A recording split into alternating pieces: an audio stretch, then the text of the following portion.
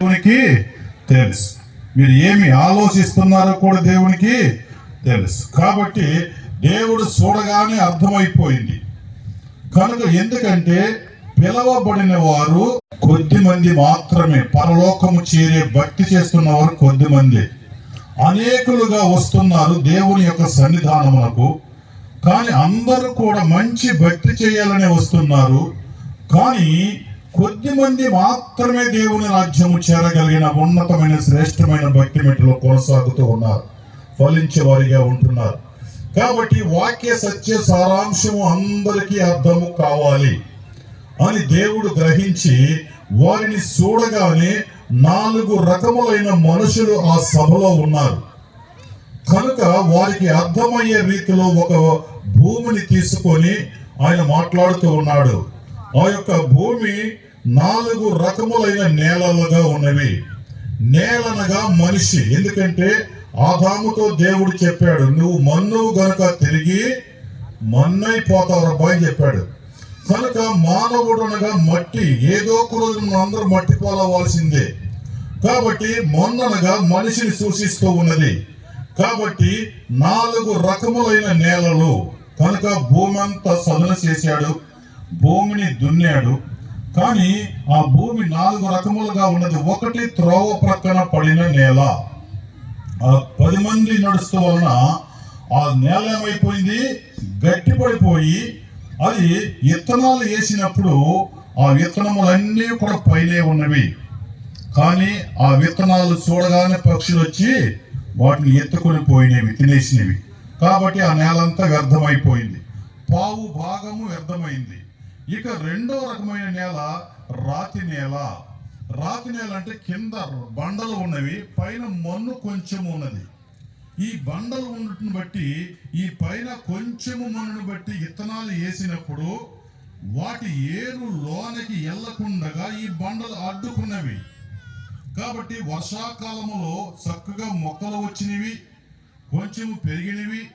శీతాకాలంలో మంచు వలన ఆ మొక్కలు మరి కొంచెం పెరిగినవి. వేసవకాలం వచ్చేపటికి ఆ భూమిలో ఉన్న తేమ ఎండిపోయినది. ఈ మొక్క ఏరు భూమి లోపలికి వెళ్లకుండా ఈ బండలు అడ్డు వచ్చినవి. కాబట్టి ఆ చెట్లు ఏమైపోయినవి, చనిపోయినవి, సగము భాగము పోయినది. ఇక మూడో రకమైన నేల ఏంటంటే ముండ్ల తుప్పల నేల, ముళ్ళ చెట్లు. మనం చూస్తుంటే మనం వస్తుంటే ఇక్కడ ముళ్ళ చెట్లు పెద్ద కనపడలేదు, ఎక్కడ చూసినా కొబ్బరి చెట్లే కనపడుతున్నాయి. మా ఏరియాలోకి వస్తే ఎక్కువ ముళ్ళ చెట్లే ఉంటాయి. కానీ చాలా సంతోషం, ముళ్ళ చెట్లు చూద్దామన్నా కూడా కనపడలేదు, ఎక్కడ చూసిన చక్కటి కొబ్బరి చెట్లు ఉన్నవి. కానీ ఈ ముళ్ళ చెట్లను ఎవడు వేయడు, గవర్నమెంట్ కంపెనీ. రోడ్ల పక్కన అమ్మట మొలుస్తూ ఉంటాయి, ఎక్కడ పడితే అక్కడ మొలుస్తూ ఉంటాయి. వాటికి ఎవడు నీరు పెట్టడో, ఎవడు ఎరువేయడు, ఎవడు మందేయడు. కానీ వాటి ఏపుగా పెరుగుతీవి. మనము వేసే మొక్కలు ఉన్నాయే అవి అన్ని వాటికి మందులేసి నీళ్లు పెట్టి అన్ని చేస్తే కానీ ఆ మొక్కలు పెరగవు. ఈ ముళ్ళ తొక్కలకి అంత శక్తి ఎక్కడదంటే మనిషి యొక్క పాపమే. ఆనాడు ఆదాము చేసిన పాపమును బట్టి భూమి మీద ముళ్ళ చెట్లు మనుసుగాక అన్నాడు దేవుడు. కాబట్టి ఆనాటి నుండి అంతకు ముందు ముళ్ళ చెట్లు భూమి మీద దేవుడు సృష్టించాల. మనిషి పాప ఫలితమే ఈ ముళ్ళ మొక్కలు. ఈ ముళ్ళ మొక్కలు బాగా పెరిగితేవి. కాబట్టి మంచి చెట్టు కంటే ఈ ముళ్ళ చెట్టు బాగా పెరిగి ఆ యొక్క మంచి చెట్టు మీద నీడగా వచ్చింది.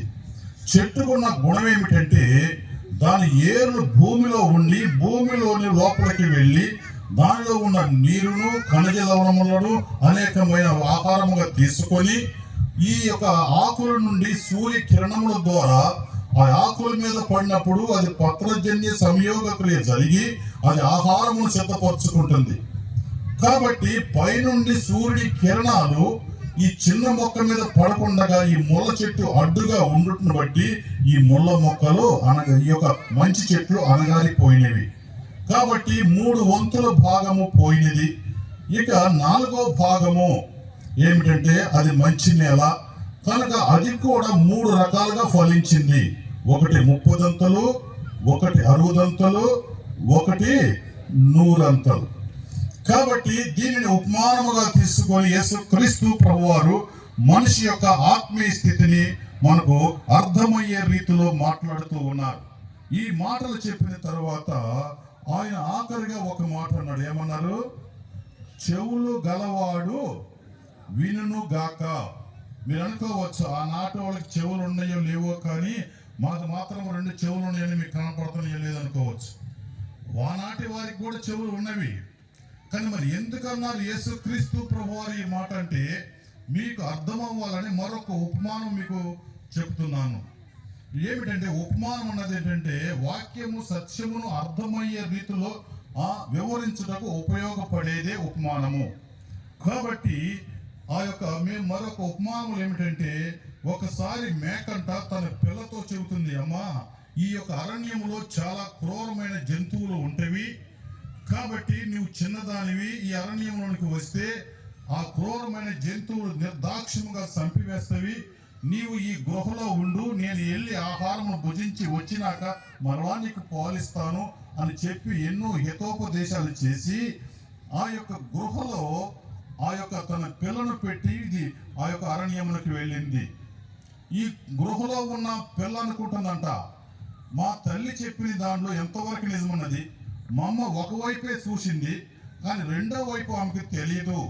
ఈ అరణ్యంలో చక్కటి పుష్పాలు ఉన్నవి, ఈ అరణ్యంలో రకరకములైన ఫలాలు ఉన్నవి, ఈ అరణ్యంలో చక్కటి సెలయేర్లు ఉన్నవి, ఈ అరణ్యంలో లేత పచ్చిక బయళ్ళు ఉన్నవి, చక్కగా తినవచ్చు, మంచి నీరు తాగవచ్చు, సువాసన వెదజల్లే ఎన్నో రకాల పుష్పాలు ఉన్నవి, ఇవి మా అమ్మకు ఏమీ కనపడలేదు అనుకొని ఈ యొక్క అరణ్యం యొక్క అందసందాలు చూసుటకు ఈ మేకపిల్ల బయలుదేరింది. అది వెళుతూ అలాగా వెళ్ళి అది అరణ్యంలోకి వెళ్ళిపోయింది, దారి తప్పింది. అరణ్యము లోపలికి వెళ్ళే కొద్దిగా అక్కడ భయంకరమైన క్రూర మృగాలు తిరిగే ప్రదేశం అది. దానికి తెలియకుండానే క్రూర మృగాలు తిరిగే ప్రదేశానికి వెళ్ళింది. దానికి ఎదురుగా ఒక సింహం వస్తుందంట. ఈ మేకను పిల్లను చూసి దానికి ఒక ఆలోచన వచ్చింది, దీని మాంసము చాలా లేతగా ఉంటుంది కనుక నా పిల్లలు తినడానికి ఇది అనుకూలముగా ఉంటుంది అనుకొని ఆ మేక పిల్లని అది నిర్దాక్ష్యంగా చంపివేసింది. ఇప్పుడు దాని ఒక అటు నుంచి నక్క వస్తుంటే, ఓ నక్క, దీనికి నువ్వు కాపలాగా ఉండు, నేను నా గృహలోకి వెళ్ళి నా పిల్లలను తీసుకొని వస్తాను అని చెప్పింది.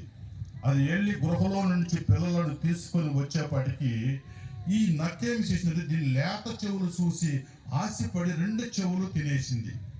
కాబట్టి ఈలోపు సింహము తన పిల్లలు తీసుకుని వచ్చిన తర్వాత దాన్ని పరిశీలిస్తే దానికి ఏమి లేవు, చెవులు లేవు. కాబట్టి నక్కను అడుగుతుంది, ఓ నక్క, దీని చెవులేమైనా అంది. ఆ నక్క అంటుంది, సింహం రాజా, దీనికి అంత చెవులే లేవు అని చెప్పింది. అదే సమయంలో తల్లి మేక వస్తుందంట. అదిగో దీని తల్లి వస్తుంది కదా, దాన్ని అడుగుతాను, దీనికి చెవులంటూ ఉన్నాయి అని చెబితే దీనికే గతి పట్టింది, నీకు కూడా అదే గతి పట్టింది, జాగ్రత్త అని చెప్పింది. ఈ నక్కకు భయం వచ్చేసింది, తిన్నది ఇదే కాబట్టి. ఈలోపు సింహం ఆ యొక్క మేక వచ్చింది. ఆ మేకను అడుగుతుందట, ఓ మేక, ఈ పిల్ల నీదేనా అని అడిగింది. దాన్ని చూసి నాదే అని ఎంతో దుఃఖముతో, భారముతో, బాధతో మేక పిల్ల చుట్టూ తిరిగినప్పుడు ఎంతో దుఃఖంతో ఉంటే అప్పుడు సింహం అంటుంది, దీనికి చెవులు ఉన్నాయా అని అడిగింది. దీనికి చెవులు లేవు మహారాజా, దీనికి పుట్టుకతోటే చెవులు లేవు. నా పిల్లకు చెవులు అంటూ ఉంటే దానికి గతి పట్టేది కాదు, దానికి ఇనే చెవు లేదు, దానికి గ్రహించే చెవు లేదు దానికి. కాబట్టి దానికి ఇనే చెవు అంటూ ఉంటే దీనికి గతి పట్టేది కాదు, నా పిల్లకు చెవులు లేవు అని చెప్పితో దుఃఖంతో వెళ్ళిపోయింది. అదే మాట దేవుడు కూడా అంటున్నాడు, నా బిడ్డలకు చెవులంటూ ఉంటే ఈ వాక్యము విని తమ యొక్క హృదయంలో ఉన్న పాపమును ఒప్పుకొని వారు ఫలించే వ్యక్తులుగా అయ్యేవారు. వారి జీవితాలు ఫలభరితముగా ఉండేవి. ఎందుకంటే వారికి వినే చెవు లేదు, గ్రహించలేరు. వారు వస్తున్నారు దేవుని యొక్క సన్నిధానమునకు, వాక్యమును ఆ యొక్క వినే చెవు నీకున్నదా? వాక్యమును విన్నప్పుడు ఆ వాక్యము నీలోనికి కీళ్లను మూలుగులను విభజించినంత మట్టుకు దూసుకుపోతూ ప్రతి ఒక్క పాప శాప దాస్య బంధకముల నుండి నేను విడిపిస్తుంది. ఎప్పుడైతే ఈ వాక్యం నీలోకి వెళ్ళిందో నీకు అర్థమైంది నీ జీవితము, నీలో ఉన్న పాపము. నీలో ఉన్న పాపము నీకు ఎప్పుడు అర్థమైందో దాన్ని ఒప్పుకుంటావు. దాన్ని ఎప్పుడైతే ఒప్పుకుంటావో అప్పుడు ఆత్మ సంబంధమైన ఆశ నీకుంటుంది. ఎప్పుడైతే ఆత్మ సంబంధమైన ఆశ నీలోకి వచ్చిందో ఆత్మ ఫలములు ఫలించాలని మనసు నీలోకి వస్తుంది. కాబట్టి పడతావు, ఆయనకి వేరుగా నుండి నువ్వు ఫలించలేవు. కాబట్టి ఫలములు కావాలి, కాబట్టి ఐక్యపరచబడతావు, ఫలిస్తావు. నా పిల్లలకు చెవులు లేవు కాబట్టి వారు వస్తున్నారు, కానీ వారు ఏమైపోతున్నారు? నిత్య నరకానికి పోతున్నారు. వారికి ఇదే గ్రహించే చెవు లేదు. అందుకని పిలవబడిన వారు అనేకులు, ఏర్పరచబడిన వారు కొద్ది మంది మాత్రమే. ప్రియమైన వాళ్ళరా, దేవుని యొక్క సన్నిధానములకు వస్తున్నావు, మంచిది. అందుకని యెషయా ప్రవక్త కూడా ఏమని మాట్లాడుతున్నాడు తెలుసా? ఈ ప్రజలు కనులార చూసి, చెవులార విని, హృదయముతో గ్రహించి, మనసు తిప్పుకొని నా వలన స్వస్థత పొందకుండానట్లు వారి హృదయములు క్రొవ్వినది, వారి చెవులు వినుట మట్టుకు మందములైనవి, వారు తమ కన్నులను మూసుకొని ఉన్నారు. కనుక మీరు వినుట మట్టుకు విందురు, కానీ గ్రహింపరు, చూసుట మట్టుకు చూతురు, కానీ ఎంత మాత్రమో తెలుసుకొనలేరు. కాబట్టి దేవుని యొక్క సన్నిధానంకి వస్తున్నప్పుడు నీవు ఇంటికాడని, ప్రభువా నేను మీ సన్నిధానముకి వెళ్తున్నాను నాయన, నా హృదయమునకు తగిన వాక్యం ద్వారా సూటిగా నాతో నువ్వు మాట్లాడు. నేను నీ వాక్యం మీద ఆశ పెట్టుకుని ఉన్నాను, నీ వాక్యము కొరకు నేను ఎదురు చూస్తున్నాను, కనుక నీ సన్నిధానముకి వెళ్తున్నాను, నా హృదయాన్ని తెరువు, నాతో మాట్లాడు అని దేవుని సన్నిధానంలో ఆశ కలిగి నువ్వు ప్రార్థన చేసుకొని వచ్చినట్లయితే ఆ వాక్యము ఖచ్చితంగా నీలో క్రియ జరిగిద్ది. ఇక్కడ మనం చూసినట్లయితే భూమి 4 రకములుగా ఉన్నది, కానీ ఇత్తువాడు ఒక్కడే, ఇత్తనము ఒక్కటే, కానీ ఫలితాలు 4 రకాలుగా ఉంటున్నవి. ఇక్కడ బోధించువాడు ఒక్కడే, ఆ యొక్క విత్తువాడు అనగా వాక్యమును ప్రకటించే సేవకుడు ఒక్కడే. ఇత్తనం అనగా వాక్యము. ఈ వాక్యము ఇక్కడ ఉన్న అందరికి ఒకే ఒక వాక్యము ఒకే రీతిగా బోధించబడుతూ ఉన్నది. మనిషికి ఒక రకముగా బోధించబడతలేదు. కానీ మరి ఎందుకని కొద్ది మందిలోనే అది ఫలిస్తూ ఉన్నది? కారణం ఏమిటంటే ఆశ కలిగిన ప్రాణాన్ని దేవుడు తృప్తిపరుస్తాడు. నీకు ఆశ ఉండాలి వాక్యం పట్ల. ప్రేమైన అనాలోచనగా ఉన్నట్లయితే వీళ్ళు ఎంతో ప్రయాసపడి సేవకులైన వారు ఈ యొక్క మందిరంలోకి నేను చూడగానే చాలా ఆశ్చర్యమైంది. నా చిన్నతనంలో స్టోవాట్పురంలో ఇలాంటి మందిరాలు వేస్తాం, కానీ దైవజన అబ్రహం గారు ఉన్నప్పుడు ఎంతో ప్రయాసపడి వేసేవారు. ఈ ప్రాంతంలో చూడగానే చాలా ఆనందము, సంతోషమైనది. ఇక్కడ సాధారణంగా 2 రోజులు 3 రోజులు పెడతారు. మీ సేవకుడు 4 రోజులు పెట్టారు. ఎందుకని? నా విశ్వాసులు బలపడాలి, వారు రక్షణ పొందని వారు రక్షణ పొందాలి, రక్షణ పొందేవారు వారు ఫలించాలి. కనుకనే ఇక్కడ 4 రకములైన నేలలో 4 రకమైన నేలే ఫలించేది. కాబట్టి ఎంతో కష్టపడి ఈ పనులు చేస్తున్నప్పుడు, దేవుని సన్నిధానం వస్తున్నప్పుడు నీ వంతు నీవేమి చేస్తున్నావు, ఎలా సిద్ధపడి వస్తున్నావు? ఇక్కడ 4 దినములు దేవుని యొక్క సువార్త ప్రకటించబడుతుంది. కాబట్టి ఈ 4 దినాలలో నీవు ఎలాంటి మేలు పొందదలుచుకున్నావు? నీకు ఒక ఆలోచన ఉండాలి. దేవుని యొక్క సన్నిధానం నేను వెళ్తున్నాను, దేవుడు నాతో ఇవాళ మాట్లాడాలి, ఖచ్చితంగా నా హృదయాన్ని దేవుడు తెరవబడాలి, పరిశుద్ధాత్మ దేవుడు నిన్ను తాకాలి అని ఆశ కలిగి ఇంటికాడే సిద్ధపాటు కలిగి రావాలి. మనం అనేక పనులు, విస్తారమైన పనులు పెట్టుకుంటాం మార్పులాగా. కనుక పెట్టుకుని వస్తా బైబిల్ తీసుకుని ఒక్కడు చేస్తే, అయ్యో ఆ వాక్యం నీలోకి ఎంత చెప్పినా ఎలా వస్తుంది? కొలిమి తిత్తంట బహుగా బుస్సలు కొడుతుందంట. వచ్చేదేంటి? శేషమే. కాబట్టి పిల్లరా, సిద్ధపాటు అన్నది మీకు ఉండాలి. ఇంటికాడనే నేను దేవుని యొక్క సన్నిధానంకి వెళ్తున్నాను, దేవా నీవు నాతో మాట్లాడయ్యా అని ప్రార్థనా పూర్వకముగా నీవు వచ్చినట్లయితే ఖచ్చితంగా దేవుని యొక్క ఆత్మ నిన్ను తాకుతుంది. దేవుడు నీ హృదయాన్ని తెరుస్తాడు, నీ జీవితం నీకు అర్థమైంది. కాబట్టి ఈ మొదటి రకమైన నేల ఎవరో మనం చూసినట్లయితే ఇక్కడ ఆ యొక్క 13వ అధ్యాయం 19వ వచనంలో మనం చూస్తే అక్కడ ఏమన్నది? ఎవడైనను రాజ్యమును గూర్చిన వాక్యము వినియు గ్రహింపకయుండగా దుష్టుడు వచ్చి వాని హృదయములో విత్తబడిన దాన్ని ఎత్తుకొని పోవును, త్రోవ ప్రక్కన పడినవాడు వీడే. అనాలోచనగా ఉండటం బట్టి దేవుని యొక్క సన్నిధానంలోకి వస్తారు, మనసును ఎటో డైవర్ట్ చేస్తుంది అపవాది. నీలో ప్రార్థన ఆత్మ లేనందున ప్రార్థనా పూర్వకము నువ్వు సిద్ధపడి రాకపోతే నీవు దేవుని సన్నిధానంలో ఉంటావు, కానీ నీ మనసులో నీ ఆలోచనలో ఎటు కదిలితే అటు ఉంటుంది. ఎవరన్నా కదిలి వెంటనే వెళ్ళిపోతుంది నీ మనసు, ఆలోచన అంతా డైవర్షన్ అయిపోతుంది. సిద్ధపాటు లేదు కాబట్టి ఎంత వాక్యమన్నా ప్రకటించు, నీకు గ్రహింపు కాదు. ఇలాంటి వారికి రేపు దేవుని యొక్క న్యాయ తీర్పు దినమందు, ఆ విమర్శ దినమందు మీ మీద మరొకడు న్యాయ విమర్శన చేయబోతూ ఉన్నారు.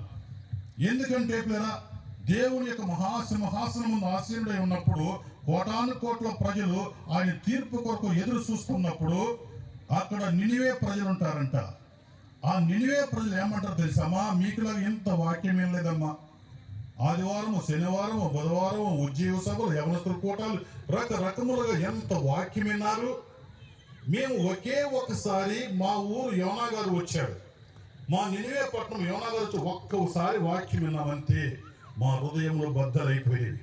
మా వస్త్రంలో చింపుకున్నాం, గోని పట్ట కట్టుకొని నెత్తి మీద బూడిద పోసుకొని కనీసం పసిపిల్లలు కూడా నీళ్ళు ఇవ్వలేదే, ఆహారం మాకు చేదైపోయేది, మేము ముట్టుకోలేదు, నీళ్లు కూడా ముట్టుకోలేదే.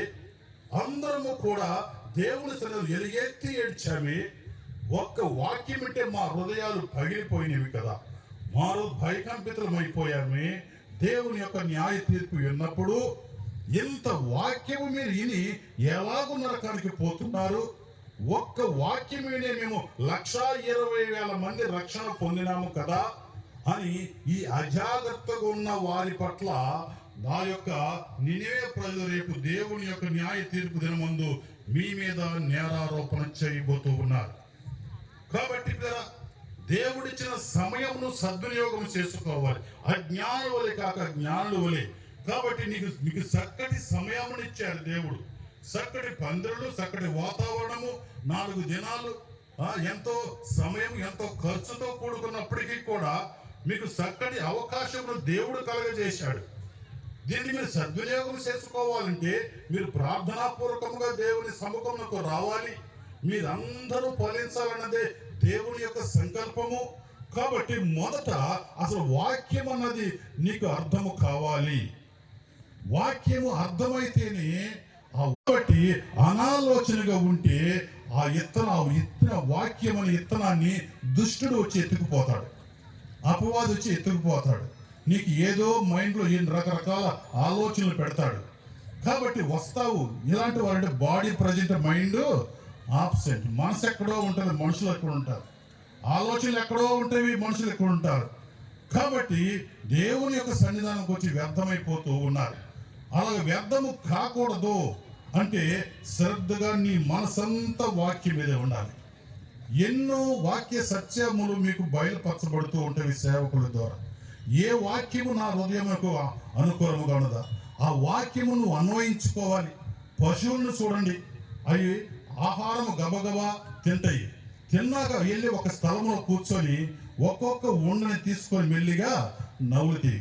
మొదట వాక్యమును శ్రద్ధగా వినాలి, విన్న తర్వాత వాక్యాన్ని నెమరు వేసుకోవాలి, నిన్ను పరిశీలన చేసుకోవాలి. అలాగా లేనప్పుడు ఎత్తబడిన ఈ వాక్యమును 3 రోజులు కాదు, 4 రోజులు కాదు, 8 రోజులు ఎత్తినా కూడా మీకు ఏమలాంటి ఉపయోగము ఉండదు. దుష్టుడు ఎత్తుకొని పోతాడంట వాక్యాన్ని. కాబట్టి అనాలోచనగా ఉండకూడదు. ఇలాగే సభలు జరుగుతున్నాయి అంట. సభలు జరుగుతుంటే దేవుని దూతలు దేవుని యొక్క ఆశ్చర్య కార్యాలు చూస్తానికి పరలోకము నుండి వస్తూ ఉన్నారు. వారు వస్తున్నప్పుడు దారిలోను సాతాను దూతలు కలిశారంట. మేము కూడా మీతో పాటుగా వస్తామన్నారంటే మీకేమి పని అక్కడ? మేము వెళుతుంది దైవ కార్యాలు చూస్తానికి, దేవుని యొక్క పరిచర్య అక్కడ జరుగుతున్నది, సువార్త విత్తబడుతూ ఉన్నది, విశ్వాసులైన వారు అనేకులు వచ్చారు, వాక్యము బహుగా విరువుగా విత్తబడుతున్నది కనుక అద్భుతములు ఆశ్చర్యములు జరుగుతున్నవి, కార్యాలు జరుగుతున్నవి. మరి మీకేం పని అంటే లేదు మాకు పని ఉందా, మా వారు కూడా అక్కడ ఉన్నారు అని చెప్పారంట. వాడు అమర్చలు అనగా మహిమ శరీరము కలిగిన వారు, మనము రక్త మాంసములో జీవిస్తున్న వారు కనుక ఈ శరీరము బట్టి ఈ కన్నులు వారిని చూడలేవు. మన యొక్క మనోనేత్రము తెరవబడితే తప్ప వారిని చూడలేము. అలాగే పందిరిలో వచ్చి దిగారు. ఈ దేవుని దూతలు సాతాను దూతలు దిగారు. అంటే అదేదో చూడు, అవి కాలు సాగు ఎలా కూర్చుందో, అది ఎవరు చేశారు? నేనే చేశాను. ఆ మనసు నిలబడి ఈయన వాక్యం చెబుతున్నాడు. ఆయన తలగా తిప్పి అడుగు వస్తాను, చూసావా? ఎవరు తిప్పారు తలని? నేనే తిప్పుతున్నా. ఆ ఉందే, చూసినట్టుగానే ఉన్నది, విన్నట్లుగానే ఉంది. సేవకుడు అనుకుంటున్నాడు, అబ్బాయి ఎంత బాగా వింటుంది వాక్యం, ఏమి ఎంత శ్రద్ధగా వింటుంది అనుకున్నాడు. అలా మనసంతా ఇంటికాడ పెట్టొచ్చు నేను. అదే ఇంటికాడ నువ్వు అది చేయలేదే, ఇది చేయలేదే అని ఇంటికాడ ఉన్న ఆ మనసంతా అని ఒక్కొక్కరి గురించి చెబుతుంటే దేవుని దూతలు తల వంచుకున్నారంట. ప్రేమైన వాళ్ళరా, ఎందుకంటే అపవాది నువ్వు రక్షణ పొందడం ఎంత మాత్రం ఇష్టపడదు. నీవు తానుండే నరకానికి తీసుకొని పోవాలన్నది అపవాది యొక్క లక్షణం. కాబట్టి వానికి చోటును ఇవ్వకూడదంటే ఈ మొదటి రకం వారు ఎవరంటే ఫస్ట్లోనే ఫెయిల్ అయిపోతారు. మొదటిలోనే వాక్యం వినేటప్పుడు వారు ఫెయిల్ అయిపోతున్నారు. కాబట్టి మొదట అందరూ కూడా శ్రద్ధగా దేవుని యొక్క వాక్యమును వినాలి. కాబట్టి ఎవరైతే అనాలోచనగా ఉంటారో వారిలో నుండి దుష్టుడు అపవాది ఈ వాక్యం మీలో ఫలించకుండా ఎత్తుకొని పోతాడు. కాబట్టి మీరు వస్తారు, వెళ్తారు. ఒకసారి అంట రైతు తన భార్యతో చెబుతున్నాడంట.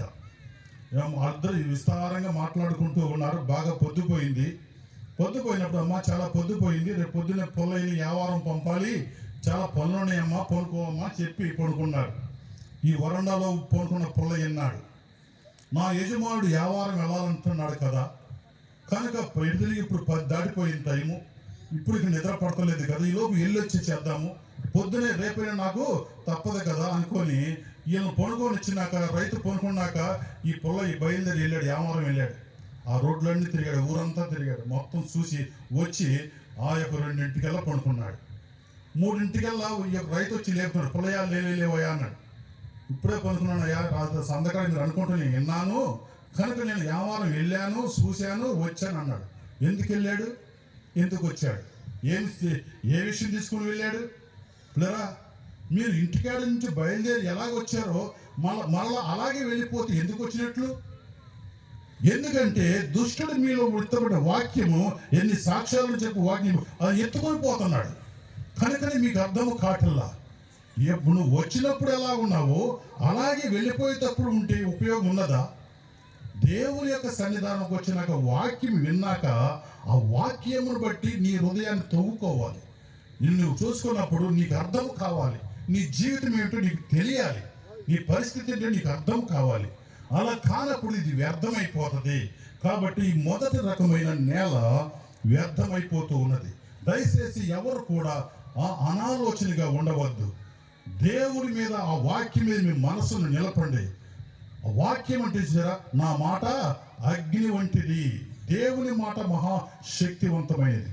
ఆకాశము భూమి గతించినేమో కానీ నా మాటల్లో ఒక పొల్లైనను గతించదు. అంత శక్తివంతమైన మాటలు మీకు వినిపించబడుతున్నప్పుడు అవి మీ హృదయంలోకి వెళ్ళేలాగా, మీ హృదయమును తెరుసులాగా ప్రార్థనా పూర్వకంగా సిద్ధపడి రండి దేవుని యొక్క సన్నిధానమునకు. నిశ్చయముగా దేవుడు మీ యొక్క ఆ హృదయాలు తెరుస్తాడు. ఆ వాక్యము మీ హృదయంలో క్రియ జరిగిస్తుంది.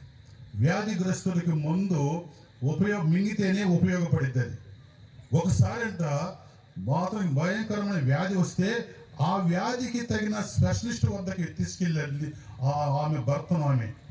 ఆ డాక్టర్ గారు పరీక్ష చేసి అదే వ్యాధి వచ్చిన ఎంతోమంది తగ్గారు. ఇప్పుడు అక్కడికి వెళ్ళిన తర్వాత పరీక్ష మందులు ఇచ్చాడు.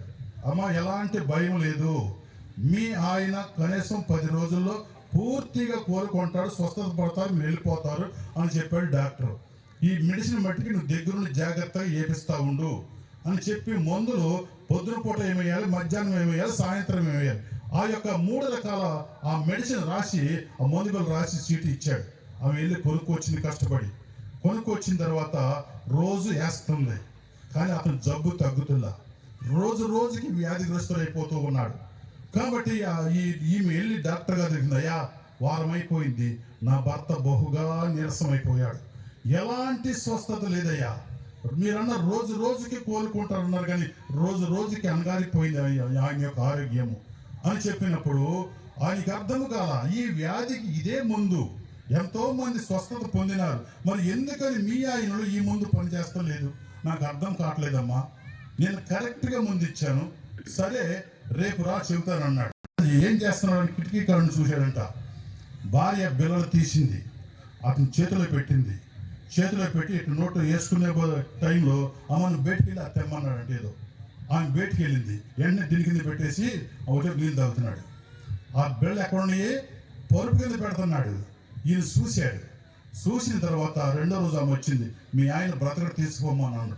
అదేంటో ఇప్పుడు బతికితాడు విన్నావు కదా, మరి ఎందుకు బతకడం చెబుతున్నావు అంటే, అప్పుడు తీసుకుని వెళ్ళి ఆయన పరుపులో పెట్టి చూపించాడు. చూడు ఇగొన్న మందులు ఎక్కడున్నాయే, పరుపు కింద ఉన్నాయి. మందు తీసుకుంటే బతుకుతాడు, కానీ మందు తీసుకోకుండా మంచం కింద పెడితే వాడెట బతుకుతాడమ్మా? నిన్ను వాడు భ్రమపరుస్తున్నాడు కనుక నువ్వు ఎక్కడున్నా కూడా వ్యర్థమే.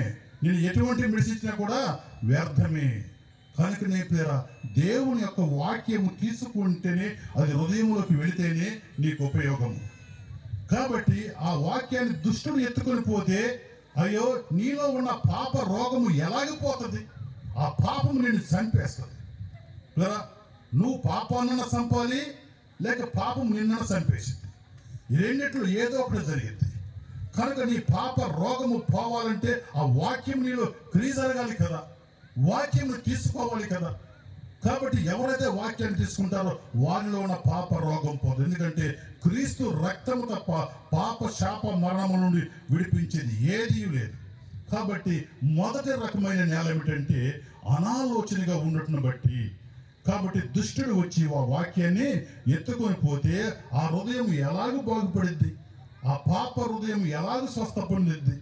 కాబట్టి దయచేసి ఎవరు కూడా వాక్యమును ప్రకటిస్తున్నప్పుడు అనాలోచనగా ఉండకూడదు. మీలో ప్రార్థనగా సిద్ధపడి రండి. కనుక దేవుని యొక్క వాక్యం మీలో క్రీజర్లాగా మీరు దేవుని సముఖం ప్రార్థించి వచ్చినట్లయితే ఖచ్చితంగా దేవుడు మీలో గొప్ప కార్యం చేస్తాడు. ఈ 4 దినాల్లో మీ జీవితాలు అద్భుతముగా దేవుడు మార్చబోతూ ఉన్నాడు. కనుకనే ఈ మొదటి రకమైన నేల అజాగ్రత్తగా ఉండటం బట్టి ఆ దుష్టుడు వచ్చి ఎత్తుకొని పోతున్నాడు. ఇక రెండో రకమైన నేల మనం చూసినట్లయితే రాతి నేల. ఇదేమి నేల?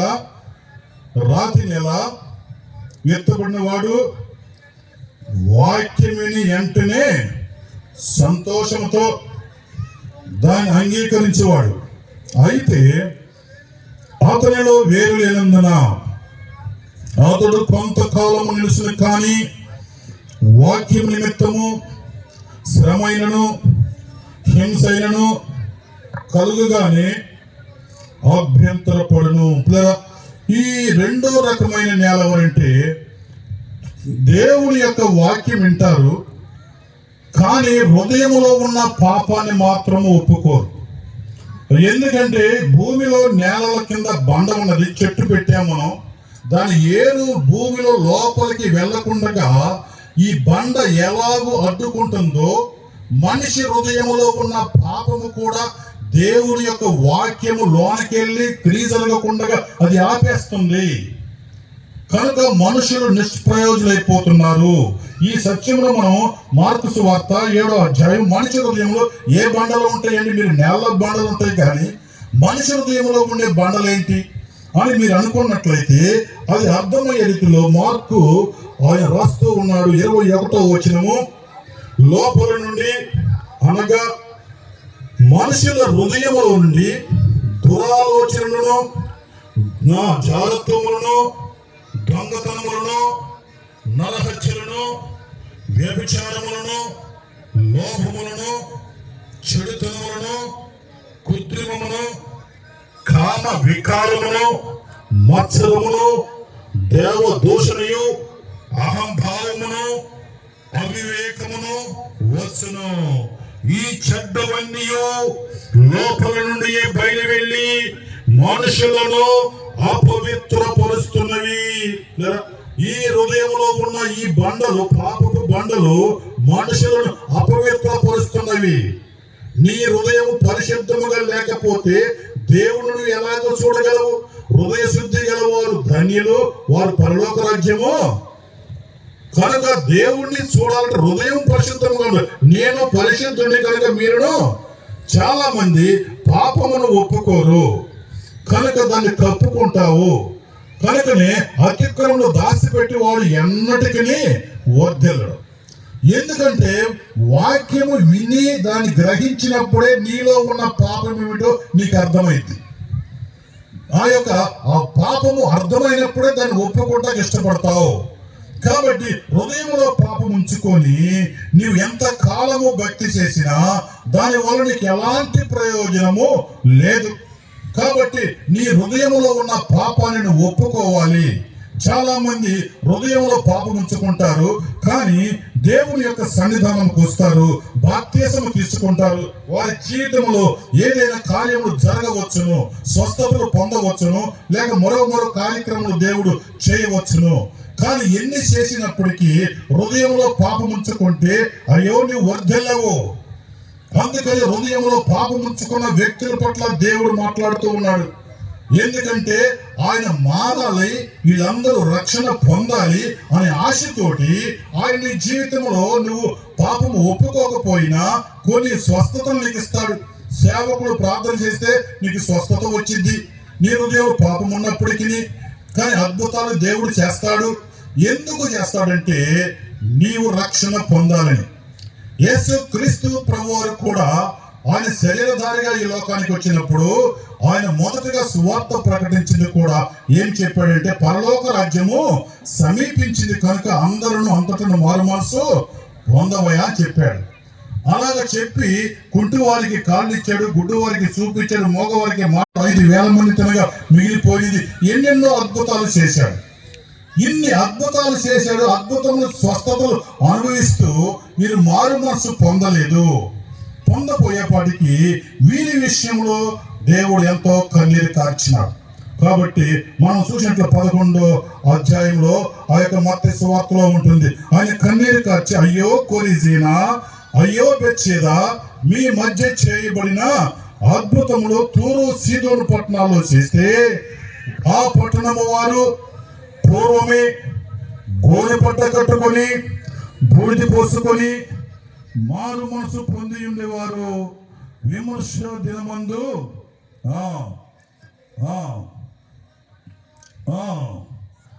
24వ వచనం కూడా చూస్తుంది. విమర్శ దినమందు నీ గతి కంటే సొదొమ దేశపు వారి గతి ఓర్వతగినదై ఉండునని మీతో చెప్పుచున్నాను.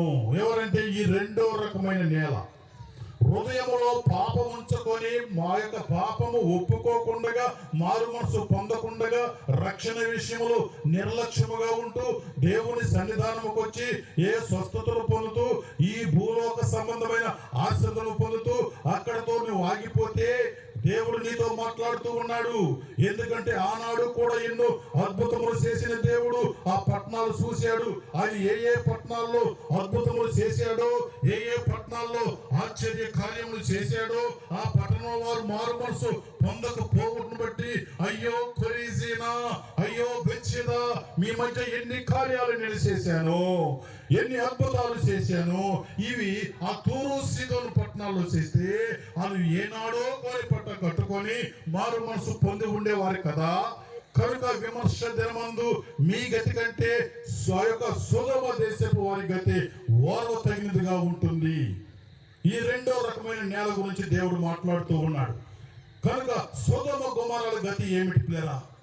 వారు పాపము చేశారు, ఆజ్ఞను అతిక్రమించారు. ఆజ్ఞ అతిక్రమమే పాపము, పాపము వల్ల వచ్చే జీతమే మరణము. కాబట్టి దేవుని యొక్క సముఖము నుండి అగ్ని గంధకముల రూపములో ఈ సొదొమ గొమొర్రాలకు వచ్చినప్పుడు ఆ సొదొమ గొమొర్రాలో ఉన్న ప్రజలు భార్య పిల్లలు భర్త వాటేసుకున్నప్పుడు ఆ గంధకము వారి శరీరం మీద పడినప్పుడు వారు భయంకరముగా అరిచారు. వారు 5 నిమిషాలు అరిచారు. వారు అందరూ చూస్తుండగానే వారి దేహంలో మైనవలే కరిగిపోయింది. వారి ఎముకలు బూడిదైపోయినవి. వారు నివసిస్తున్న ఇల్లు కూడా బూడిదైపోయింది. మన వారు వెళ్ళి చూసొచ్చారు. ఆ యొక్క సొదొమ పట్టణంలో వీళ్ళందరూ వెళ్ళి చూసొచ్చారు. కానీ అక్కడ ఉన్నది ఇప్పుడు గంధకము మాత్రమే ఉన్నది. అక్కడ అగ్ని లేదు, అక్కడ మనుషులు లేరు, కనీసం పచ్చగడ్డి పరక కూడా మలుస్తలేదు. కానీ హృదయంలో పాపముంచుకొని మారు మనసు పొందకుండా రక్షణ విషయంలో నిర్లక్ష్యముగా ఉంటూ అలా అనాలోచనగా ఉన్నట్లయితే నీవు వెళ్ళే స్థలం ఎటువంటిదో తెలుసా? వారు 5 నిమిషాలే అరిచారు, కానీ నీవు యుగ యుగములు అరవబోతున్నావు. కనుక ఆ పాపము నిన్ను ఈడ్చుకొని పోతుంది. ఆ పాపము నీ పాలిటి శాపమై నీ మెడకు ఉరితాడై నిన్ను నిత్య నరకానికి ఈడ్చుకొని పోతుంది. కనుక నీవు యుగ యుగములు అరుస్తూనే ఉంటావు. అక్కడ నువ్వు సావవు, అలాగని మంటలు ఆరవు, అలాగని నీ దేహము బూడిదెవదు, అరుస్తూనే ఉంటావు. ఎంతకాలమో యుగ యుగముల వారు 5 నిమిషాలే అరిచారు, నీవు యుగ యుగములు అరవబోతూ ఉన్నావని దేవుని యొక్క వాక్యం నీతో మాట్లాడుతుంది. యేసుక్రీస్తు ప్రభువారు చెబుతూ ఉన్నారు. ప్రియమైన వాళ్ళ, ఎందుకంటే ఒకసారి కైలాస మహర్షి అంటే అతడు ఒక ముస్లిం వ్యక్తి. అతడు దేవుని నమ్ముకున్నాడు, 100 సంవత్సరాలు సేవ చేశాడు, దేవుని పరిచర్య చేశాడు. అతని యొక్క వృద్ధాప్యంలో ఆయన హిమాలయ పర్వతాల్లోనికి వెళ్ళి ఆయన ఆ యొక్క పెద్ద గృహలో ఆయన ప్రార్థన చేస్తూ ఉన్నారు. ప్రభువా, నా వయసు అయిపోయింది నాయన, ఇక నేను కదలలేని పరిస్థితుల్లో ఉన్నాను, దయచేసి నన్ను పరలోక రాజ్యము చేర్చుకో తండ్రి అని ప్రార్థన చేస్తే ఆ ప్రార్థనలో ధ్యానంలో ఉండగానే ఆయనకి శబ్దం వస్తూ ఉన్నది. పక్షులు రెక్కలు ఆడిచి ఎలా శబ్దం చేస్తాయో ఆ గొప్ప శబ్దము ఆయన వినపడుతూ ఉన్నది. ఏమిటి ఈ శబ్దం అని ఆయన ప్రార్థన ముగించి బయటకు వస్తే యేసుక్రీస్తు ప్రభువారు తన దూతల సమూహంతో ఆ యొక్క గృహ ముందు దిగినారు. కనుక దేవుని దూతల రెక్కలు ఆడిస్తున్నవి, ఆడుతూ ఉన్నవి. దేవుడు యేసు ప్రభువారు ఆయన ముందుకు వచ్చి ఆయనతో మాట్లాడుతున్నాడు.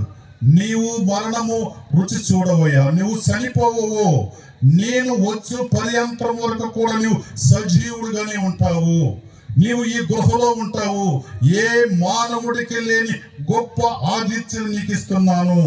నీ యొక్క ఆత్మ భూలోకము పరలోకము నువ్వు ఎప్పుడు అనుకుంటే అప్పుడు సంచరించగలవు. ఈ భూలోకం మొత్తము, ఈ ప్రపంచ దేశాలన్నీ కూడా నువ్వు తిరగగలవు, అలాగే పరలోకం రాగలవు. నీ యొక్క దేహం ఎక్కుంటుంది కానీ అన్ని నువ్వు చేయగల, అలాంటి వరం నీకు ఇస్తున్నాను. నీవు ఈ ప్రజల గురించి నువ్వు విజ్ఞాపన చేస్తూ ఉండమని దేవుడు చెప్పినాడు. కాబట్టి అలాగే ఆయన దేవుని సన్నిధానంలో భూలోకము పరలోకము తిరుగుతూ ఉన్నారు.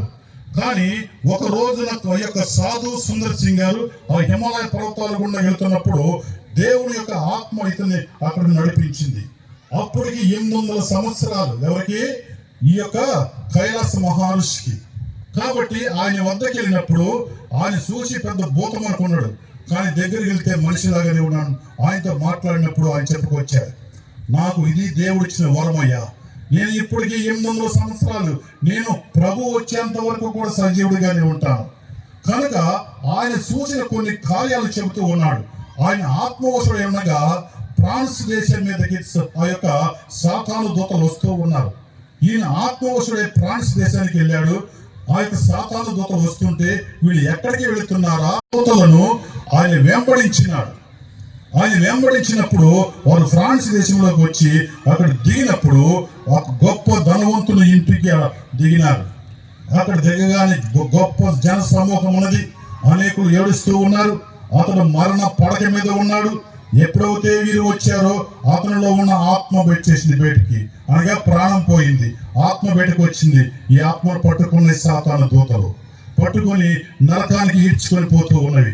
అతడు అంటున్నాడు, దేవుడు ప్రేమస్వరూపి అంటున్నారు కదా, దేవుడు ప్రేమ అయితే ఆయన ఆరాధించిన వారినేమో పరలోకము, ఆరాధించిన వారినేమో నరకలోకమా? దేవుడిలో ప్రేమ లేదు, ఆయన పక్షపాతి అని వాదిస్తున్నప్పుడు ఈ సాతాను దూతలు వదిలేశారు. సార్ వెళ్ళరమ్మన్నాడు. నీతిమంతుల సభలో పాపులు నిలవరంతే. కాబట్టి వీడు పరలోకానికి వెళ్ళినాడు. పరలోకం యొక్క గౌరి వద్దకు వెళితే పరలోకానికి 12 గుమ్మాలు ఉన్నవి. ఏ గుమ్మం వద్దకు వెళ్ళినా దేవుని దూతలు కాపలా కాస్తూ ఉన్నారు. కాబట్టి అక్కడ కూడా ఇదే వాదన వినిపించినప్పుడు పరలోకంలో ఉన్న దేవుడు ఇతని పరలోకం రానియమన్నాడంట. ప్రభువారు చెప్పాడు, యేసు ప్రభువారు అన్నాడు, అతను పరలోకం రానివ్వండియా, ద్వారాలు తెరవమన్నాడు. ద్వారాలు తెరిచారు, పరలోకం వెళ్తున్నాడు. ఈ కైలాస మహర్షి అనుకుంటున్నాడ, ఒక పాపి పరలోకం వెళ్ళినట్టయితే దేవుడు పరలోకం నుండి భూలోకానికి వచ్చి తన రక్తాన్ని ఎందుకు సిందించాలి? ఎంత ఆశ్చర్యం ఇది! ఎలాగ పాపి వెళ్తాడు అనుకొని ఈయన కూడా పరలోకం వెళ్ళినారు. ఇద్దరు పరలోకం వెళ్తే గొప్ప ఆశ్చర్యం అయిపోయింది. పరలోకం ఎలా ఉందో తెలుసా మీకు? ఒక గాజు యొక్క పటిక ఎలా ఉంటుందో, గాజు సీసాలో నీళ్లు పోస్తే నలకలు ఎలాగో కనపడతాయో, ఆ గ్లాసులో పోస్తే ఎలా కనపడతాయో అలాగే మనుషుల హృదయాలందరివి కూడా గాజు పటిక వలె ఉన్నవి. వారి హృదయములో ఉన్న ప్రతి పాపము అందరికీ కనపడుతుంది. వాడు కళ్ళు మూసుకున్నా కనపడుతుంది, కళ్ళు తెరిచినా కనపడుతుంది. అందరు క్రీస్తు రక్తముతో కడగబడి అందరి హృదయాలు ఏ దోషము లేదు.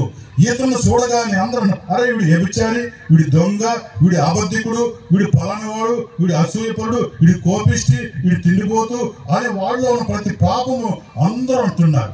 వాడు కళ్ళు మూసుకున్నా కనపడుతున్నవి, వాడు కళ్ళు తెచ్చినా కనపడుతున్నవి. కాబట్టి వాడు పరలోకం మొత్తం తిరిగాడు ఉండలేక. కనీసం అలా చీకటి కొంచెం దొరికిద్దేమో, ఆ చీకట్లో దాక్కుందామని చూశాడు. పరలోకంలో సూది కోన మోపినంత స్థలము కూడా చీకటి లేదు.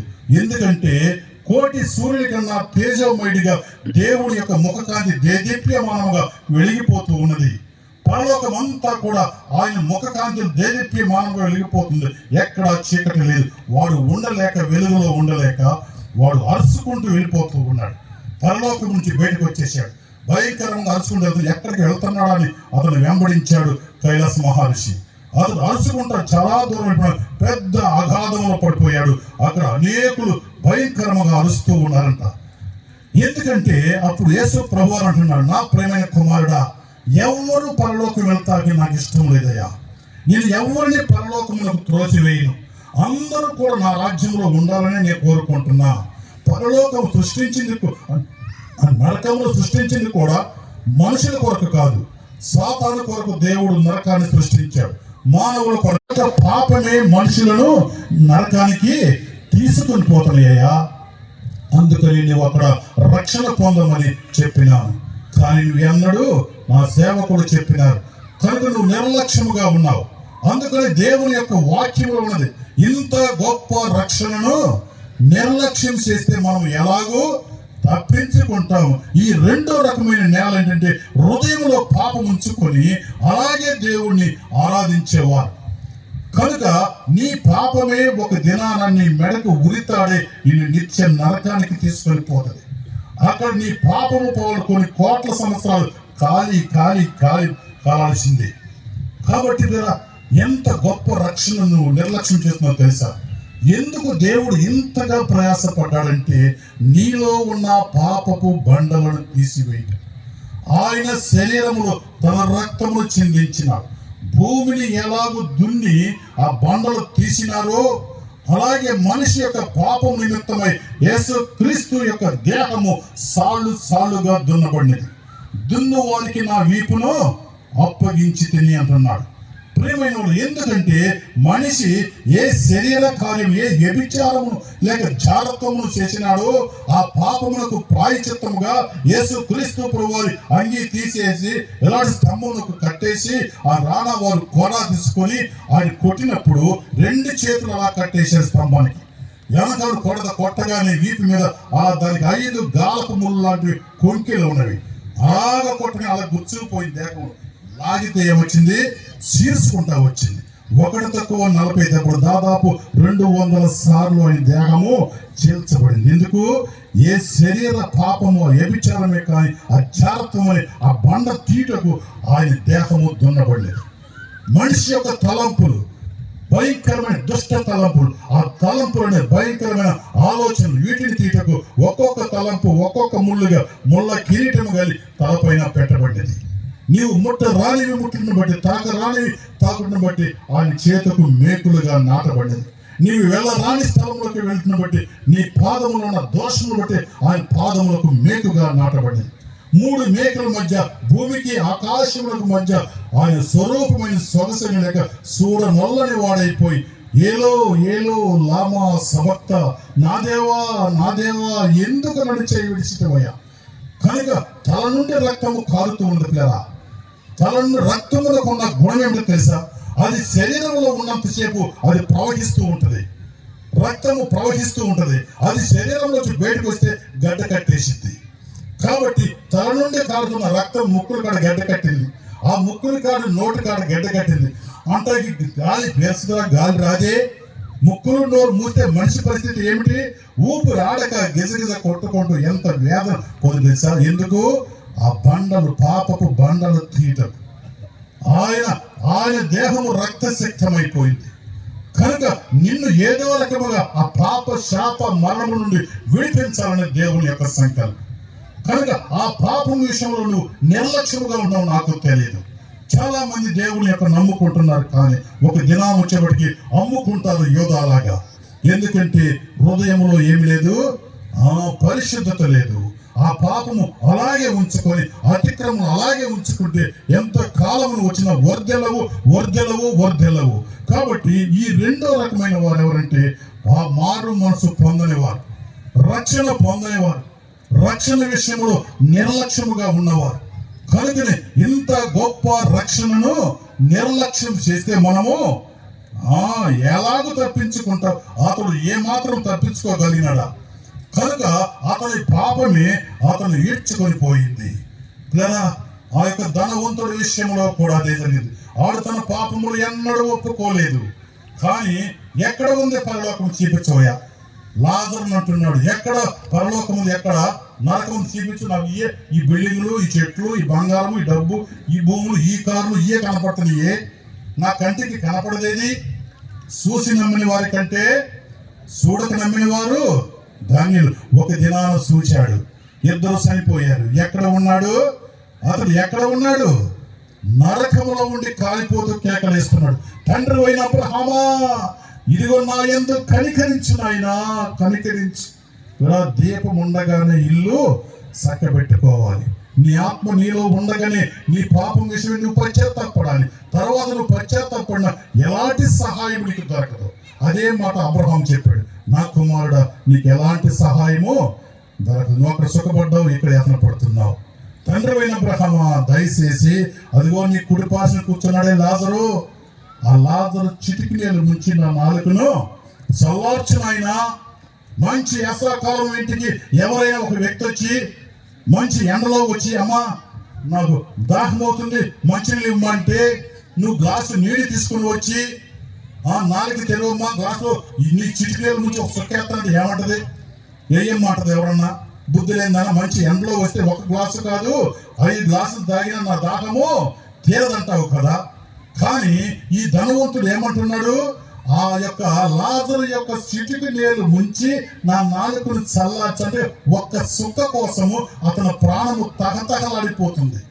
అనగా సుక్క కూడా దొరకని ప్రదేశమే నిత్య నరకం. అక్కడికి తీసుకుని పోయేదే నీ పాపపు బండలు. కాబట్టి దాన్ని ఒప్పుకుంటే ఆయన రక్షించడానికి సిద్ధంగా ఉన్నాడు. ఆయన భారము తేలిక, ప్రయాసపడి భారం మోసుకొచ్చున్న సమస్తమైన జనులారా నా యొద్దకు రండి, నా భారము తేలిక, నా కాడి సులువు. కాబట్టి నీ మీద ఎలాంటి భారము మోపడు, నీ పాప శాప భారము ఆయన భరించినాడు. కాబట్టి నువ్వు ఎందుకు నిర్లక్ష్యముగా ఉన్నావు నాకు తెలియదు.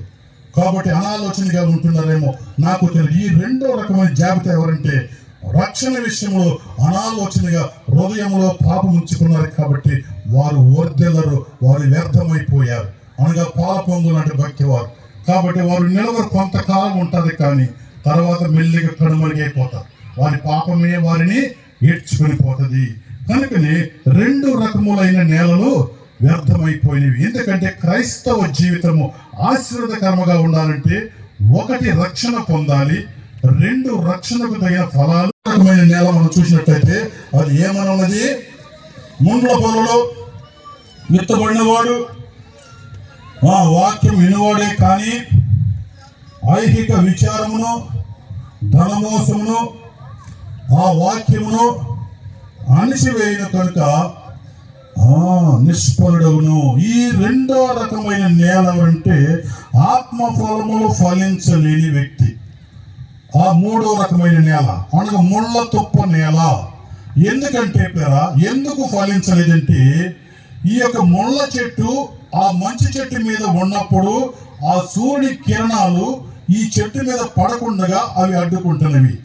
అలాగే రక్షణ పొందిన వ్యక్తి దేవుని యొక్క నీతి సూర్యుని, ఆ దేవాది దేవుని యొక్క వెలుగు నీ మీదకి రాకుండా అవి నీలో ఉన్న ఆ యొక్క ధన సంబంధమైన ఆశలు, ఐకిక విచారములు అవి అడ్డుకుంటున్నవి.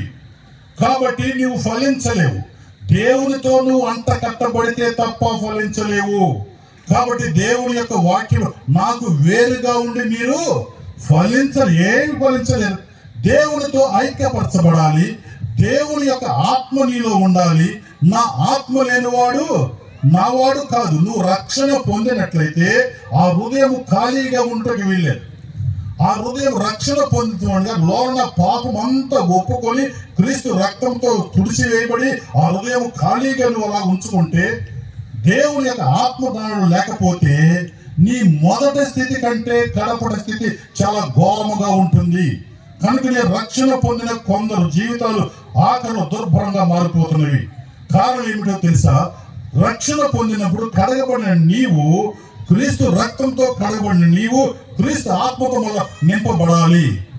నా ఆత్మ లేనివాడు నావాడు కాడు. దేవుని యొక్క ఆత్మ లేకుండా దేవుని బిడ్డగా నీవు ఉండలేవు. దేవునితో ఐక్యపరచబడకుండా దేవుని ఫలించలేవు. కాబట్టి మనం ఫలించాలంటే దేవునితో ఐక్యపరచబడాలి. అందుకని యోహాను భక్తుడు అంటున్నాడు, ఏమంటాడు తెలుసా? ఆ యొక్క పరిసయ్యులు సద్దుకయ్యులు ఆయన వద్దకు వస్తున్నాడు. సర్ప సంతానమా, రాబోయే ఉగ్రత నుండి తప్పించుకుంటూ మీకు బుద్ధి చెప్పిన వాడెవడు? మారు మనసుకు తగిన ఫలాలు ఫలించండి. ఫలింపని ప్రతి చెట్టు నరకబడుతుంది. మనసు ఇప్పుడే గొడ్డలి చెట్టు వేరున ఉంచబడినది. గొడ్డలితో ఒక యాతెత్తి చెట్టు అయిపోద్దామా? ఒరిగిపోతుంది. చెట్టు అనగా మనిషి, గొడ్డలనగా మరణ దూత.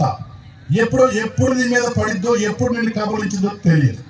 అంతే, అలా ఒరిగిపోతావు. అలాగే నీ ఆత్మ వెళ్ళిపోతుంది, నిన్ను సాగనంపుతారు. ప్రేమ ఫలించాలి. ఫలములు లేకపోతే నువ్వు దేవుని రాజ్యము చేరవు. రక్షణ పొంది అలాగే ఉన్నట్లయితే అయ్యో దేవుని రాజ్యం ఎలాగూ చేరతావు? దేవుని రాజ్యము చేరలేము. కనుక ఫలించాలి ప్రతి ఒక్క మనిషి. ఈ మూడో రకమైన నేల కూడా ఫలించలేదు కాబట్టి అది కూడా వ్యర్థమైపోతుంది. కానీ మూడో రకమైన నేల రక్షణ పొందిన వ్యక్తులకు సాదృశ్యముగా ఉన్నది. ఆత్మలో ఫలింపలేని వ్యక్తులకు సాదృశ్యముగా ఉన్నది. రక్షణ పొందిన వ్యక్తి ఫలించాలి. అందుకనే యోహాను భక్తుడు, సర్ప సంతానమా, సర్పము చేత మోసగించబడి శారీరకమైన మరణము తెచ్చుకున్న ఓ మానవులారా, ఇప్పుడు గొప్ప ఉగ్రత మీ కొరకు కాసుకొని ఉన్నది. అనగా ఆత్మ సంబంధమైన మరణము మీ కొరకు ఎదురు చూస్తూ ఉన్నది, అనగా నిత్య నరకము. కాబట్టి రాబోయే ఆత్మ సంబంధమైన మరణం నుండి మీరు తప్పించుకోవాలంటే మీరు ఖచ్చితంగా ఫలించాలి. రక్షణ పొందిన నీవు ఫలించాలి. ఇంకా రక్షణలో నిర్లక్ష్యంగా ఎంతమంది ఉన్నారో నాకు తెలియదు. రక్షణ పొందని బిడ్డలు రక్షణ పొందుటకును, రక్షణ పొందిన బిడ్డలు ఫలించుటకు ఈ యొక్క కూటాలు ఏర్పాటు యొక్క ముఖ్య ఉద్దేశము. కనుక మీరు అందరూ ఫలించాలి. అందరూ కూడా ఆశ్చర్యకరంగా ఉండాలి. చాలా మంది రక్షణ పొందుతూ ఉన్నారు కానీ ఫలించలేకపోతున్నారు. ఫలించకపోతే ఉపయోగం లేదు. కాబట్టి ఆ యొక్క ప్రకటనలో మనం ఈ యొక్క 1 కొరింథీలో మనం చూసినట్లయితే ఆ యొక్క పౌలు మనతో మాట్లాడుతూ ఉన్నాడు. ఎందుకంటే ఆత్మ ఫలములు ఫలించకపోతే ఎంత భయంకరమైన పరిస్థితితో మనకు తెలియపరుస్తూ ఉన్నాడు. గలతీ రాసిన పత్రికలో మనం చూస్తే ఆత్మ సంబంధమైన ఫలాలు 5వ అధ్యాయము 22వ వచనం మనం చూసుకుందాం. అయితే ఆత్మ ఫలమేమనగా ప్రేమ, సంతోషము, సమాధానము, దీర్ఘశాంతము, దయాళత్వము, మంచితనము, విశ్వాసము, సాత్వికము, ఆశా నిగ్రహం. ఇవి 9 ఫలాలు. రక్షణ పొందిన ప్రతి బిడ్డలో కూడా ఈ 9 ఫలాలు ఉండాలి. ఈ ఫలాలు లేకపోతే నీకు ఎలాంటి ప్రయోజనం ఉండదు. కాబట్టి మొదటి ఫలం ఏమిటంటే ప్రేమ. ఈ ప్రేమ అన్నది చాలా చాలా విలువైనది.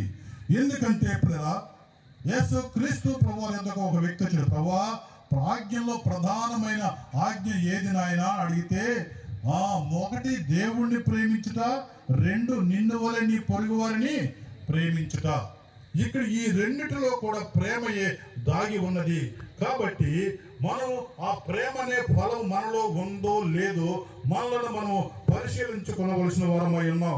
కాబట్టి ఆ యొక్క 1 కొరింథీలు 13వ అధ్యాయము 4వ వచనం చూసుకుందాం. ప్రేమకున్న గుణగణాలు ఏమిటో? ప్రేమ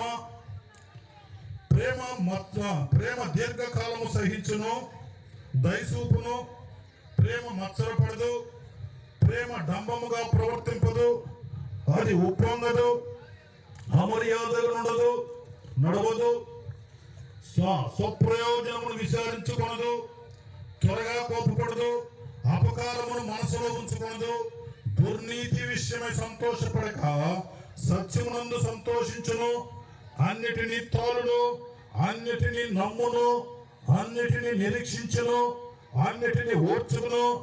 ప్రేమ శాశ్వత కాలముండును. ప్రేమకున్న గుణ లక్షణములు ఇవి. ప్రేమ ఉన్నోడు త్వరగా కోపపడు. కొంతమందికి ఊరికినే కోపం వస్తూ ఉంటుంది, ముక్కు మీద కోపం ఉంటుంది.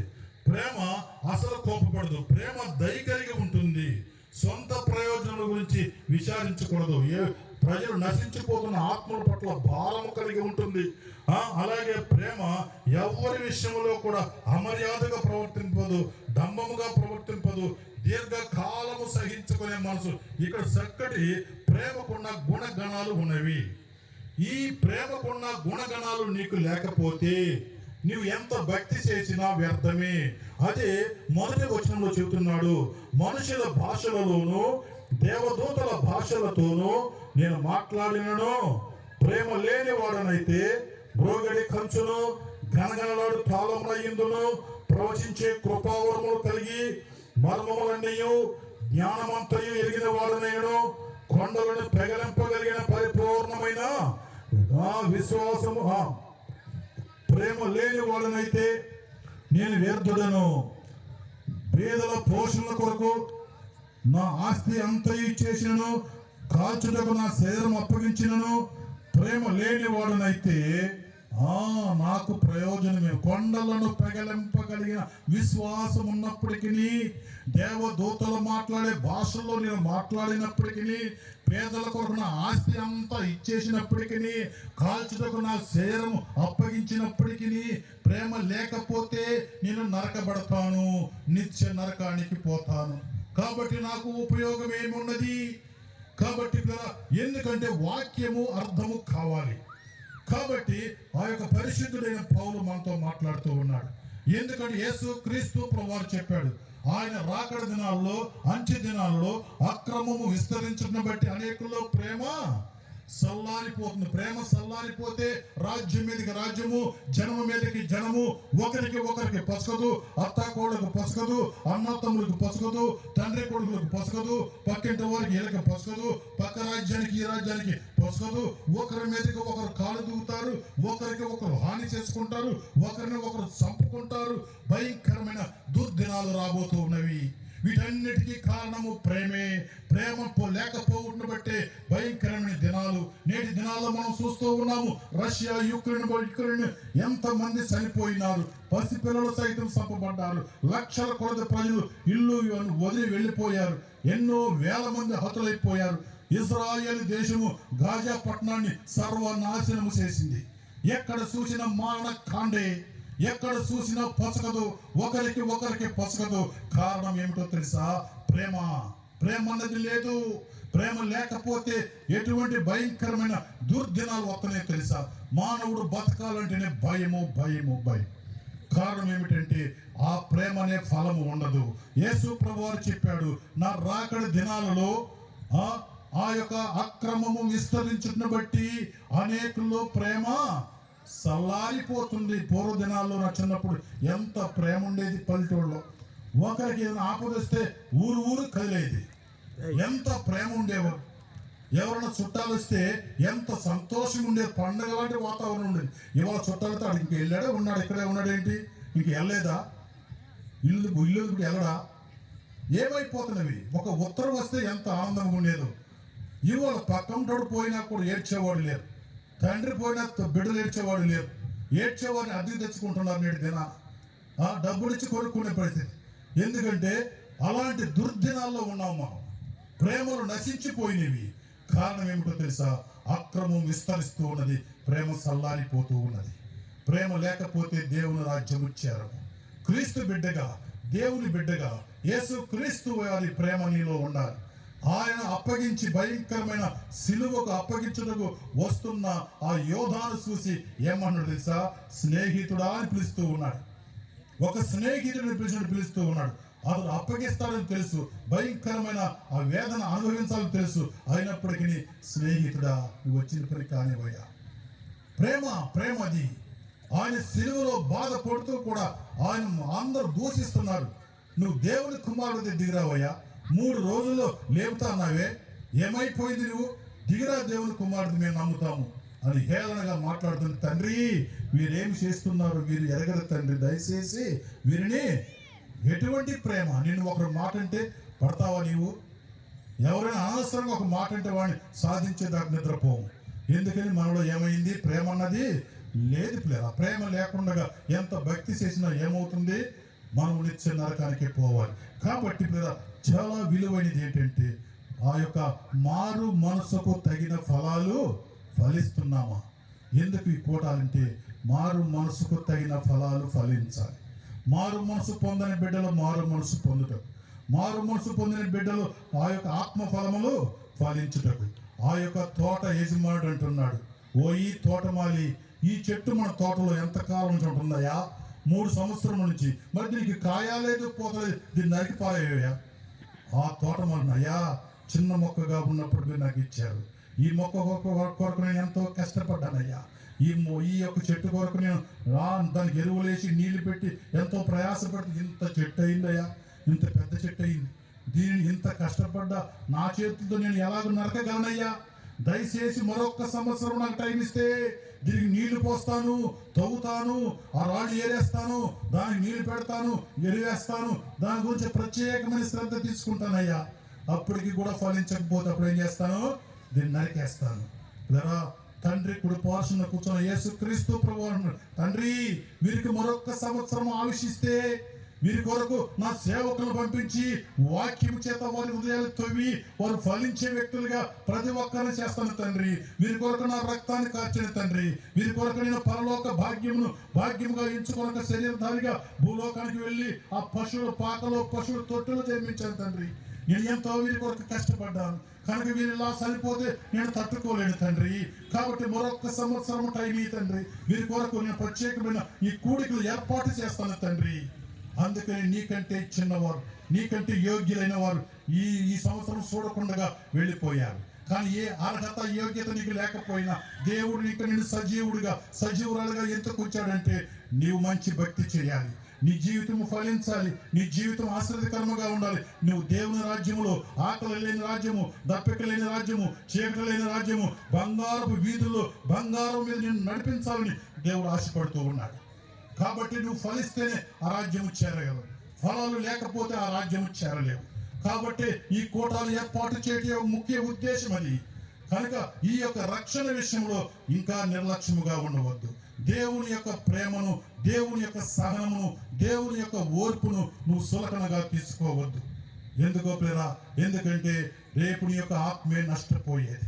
నరుడు ఏమి విత్తునో ఆ పంటే కోస్తాం. దయచేసి ఎవరికి వాళ్ళే పరిశీలించుకోండి. ఆఖరిగా ఒక మాట చెప్పి ముగిస్తాను. ఈ నీ దినమందు అయినా సరే, దయచేసి ప్రతి ఒక్కరు కూడా ఈ నీ దినమందు అయినా సరే సమాధానమైన సంగతులు మీరు ఆలోచించండి. మీ యొక్క జీవితానికి ఏది సమాధానమైందో, మీ జీవితం, మీ ఆత్మకు ఏది మేలో ఒక్కసారి హృదయపూర్వకంగా ఎవరికి వారే ఆలోచించండి.